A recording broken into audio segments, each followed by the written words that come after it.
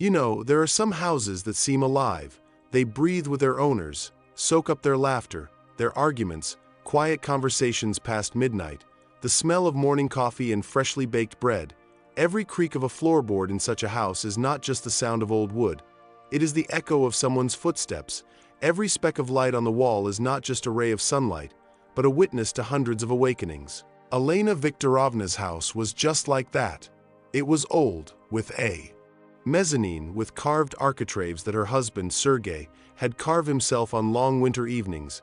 This house was their fortress, their world, their extension. And so, when Sergei was gone, the house froze. He didn't die, no, he just froze, as if he had fallen into a lethargic sleep, afraid to take a breath, afraid to break the silence that settled in his walls.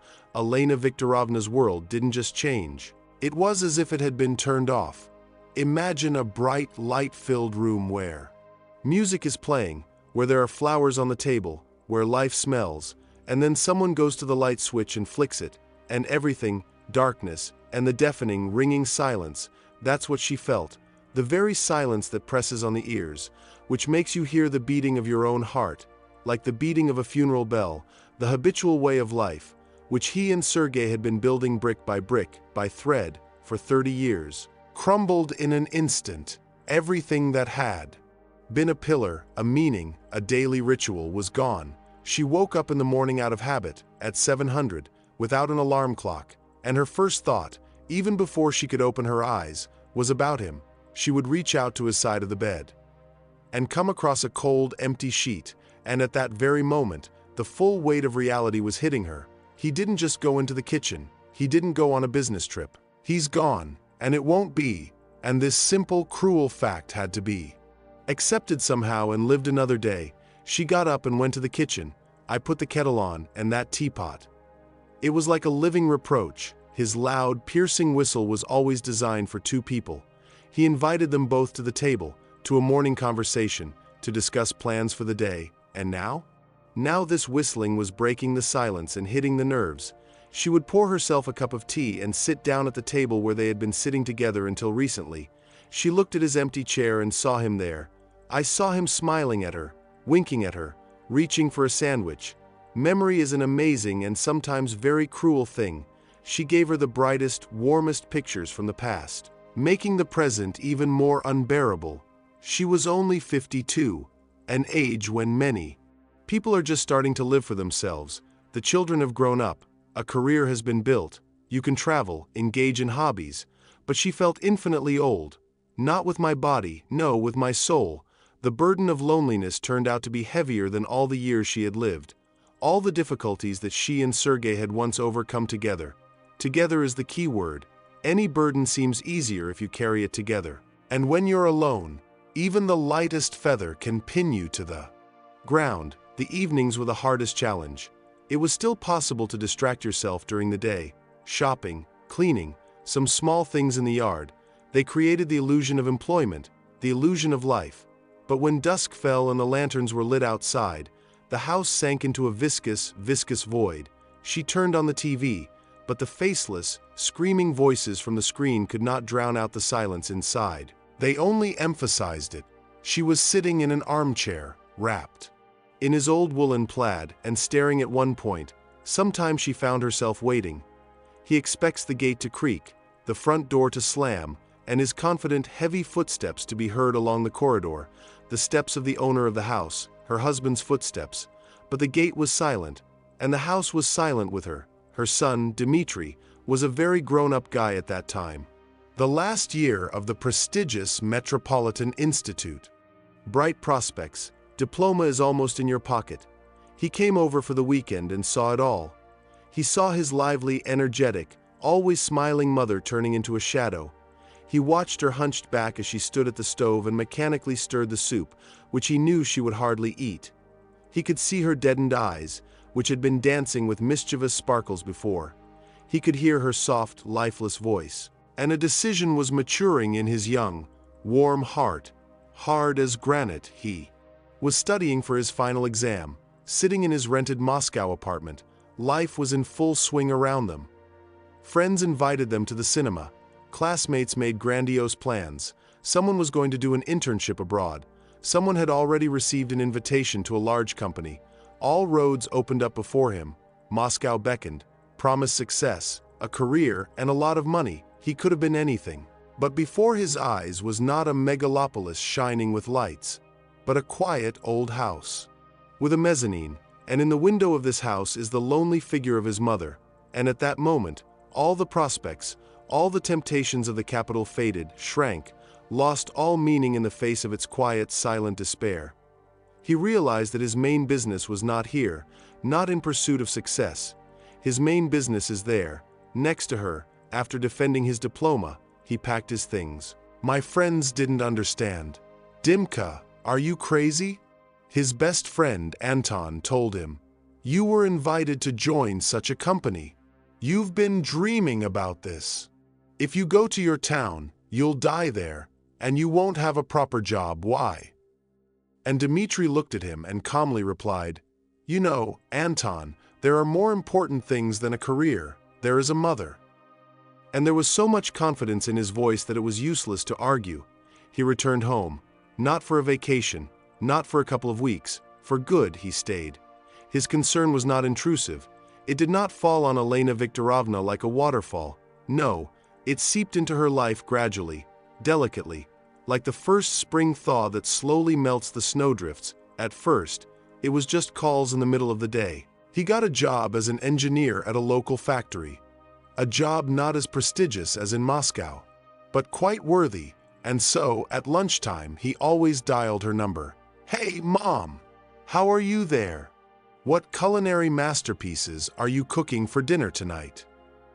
What is it? He asked in a deliberately cheerful, joking voice, and this simple question, this mommy, made her feel a little warmer. She knew she wasn't alone, that there is a person who cares about what she will have for dinner. Then, without further ado, without discussion, he just started doing men's housework, everything that she couldn't get around to, or that she didn't have the strength for, or that it just hurt too much to do alone, because he, Sergei, had always done it before. Dmitri noticed how the paint was peeling on the old veranda, where they loved to drink tea on summer evenings. He didn't say anything. I just brought cans of paint and brushes one Saturday, and spent the whole day painting the railings and steps, whistling a tune, and the house seemed younger, fresher. He stopped being just a monument to the past. He started living again. The old wiring had been sparking in the attic for a long time. Elena Viktorovna was afraid to even look there. Dmitri, armed with tools, spent half a day there, and by evening the light in the attic turned on smoothly and safely. He subdued this sparkling threat. The creaking gate, which seemed to mourn its owner's departure with its plaintive moan, began to close smoothly and almost soundlessly after his manipulations. He did all this silently, thoroughly, without fuss, just like his father would have done. He wasn't just fixing the house. He was fixing their ruined world, patching up the holes that death had left behind, and his every action was like a balm to Elena Viktorovna's wound. She, of course, gently resisted at first. She was embarrassed. She felt guilty. After all, it was she, the mother, who should have let him go, blessed him on the high road. Instead, he, her boy, had tied himself to her, to this old house. Mitenka, don't dear, she said, when he once again brought heavy bags of groceries. You have your own life, your own road, and you must have your own plans. I could have done it myself somehow. He would put the bags on the floor, come up to her, hug her tightly but tenderly by the shoulders, look into her eyes and smile warmly. Mom, my road starts here, at our doorstep, and you're not a hindrance, not an anchor, you're the main reference point on it. Do you understand? And she fell silent. What could she say to that? She looked at him, at her grown-up son, and pride, tenderness, and endless gratitude were mixed in her heart. So, day after day, week after week, Dmitri, unnoticed by her, became more than just a son. He became the real backbone of their small orphan family of two. He took care of all the household issues. He was dealing with the receipts for electricity and gas, which had always confused her before. I took her to the doctor, if necessary, and waited patiently in the hallway. He brought groceries, so skillfully that she never had a feeling of her own helplessness or inferiority. He didn't just bring what she asked for, he was guessing. He remembered what kind of cottage cheese she liked, what kind of bread, what kind of apples. He brought her favorite kefir and ryazenka, and some little things, just to please her. A chocolate bar or a sprig of mimosa in the spring, and this silent, active concern was more valuable than any words of sympathy. Time passed. The first, most acute pain of loss has dulled. It was replaced by a quiet, bright sadness. Elena Viktorovna has already learned to live in a new reality. She no longer cried every night looking at his picture. She learned to smile, remembering their common life. In many ways, this was Dmitri's merit. With his love, his presence, he pulled her out of the dark pit of despair into which she had fallen, and one day, a real, not fictional disaster came to their house. It was a bitter winter that year, the bitter January frosts that occur once every 10 years. The snow lay in deep drifts, the trees stood in the frost, as if enchanted, and on one of those frosty nights, the old pipes in the basement couldn't stand it. They were frozen, and then one of them burst. In the morning, no water came out of the faucet in the kitchen. Elena Viktorovna understood everything at once. Panic slid down my spine like a cold snake. She imagined everything. The defrosted heating system, the flood in the basement, the expensive repairs. She had already started frantically searching in her notebook for the emergency services phone number, imagining how long they would have to wait, how much they would mess around, how much it would cost. Dmitri, who was just going to work, heard her worried voice. He went into the kitchen and listened in silence. There was no trace of panic on his face, just focus and determination. "Okay, Mom, calm down. Don't panic. We'll figure it out now," he said so confidently that she actually calmed down a little. He called work and said he would be late. Then he resolutely rolled up the sleeves of his shirt, picked up a toolbox and, without putting on a jacket, went down into the cold, dank basement. Elena Viktorovna stayed upstairs. She couldn't find a place for herself. She paced from corner to corner of the kitchen, listening to the sounds coming from downstairs. She could hear him fumbling there for a long time, in the dark and cold. I heard the thud of metal on metal. I could hear him cursing softly, through his teeth, at the stubborn nut. Time dragged on endlessly. It seemed to her that a whole day had already passed. She imagined him there, alone, with frozen hands, in this icy dungeon. My heart ached with anxiety and pity. She went to the basement door several times, wanted to shout, ask if she needed help, but stopped herself. She knew she would only get in the way. It must have been 2 hours. The sounds below had died down. Elena Viktorovna froze in tense expectation. And so, the basement door creaked open, and he came up to the kitchen, tired, dirty, with cobwebs in his hair. His hands were red from the cold, and there were abrasions on his knuckles, but in his eyes, there was a victorious, boyish spark in his eyes. "It's okay, Mom," he said, wiping his hands on a rag. "I gave you water. The batteries will also start to warm up now. Put the kettle on. Let's get warm." And at that very moment, looking at her grown-up, strong, and incredibly, absolutely reliable son, she suddenly felt more than just gratitude. It was more than that.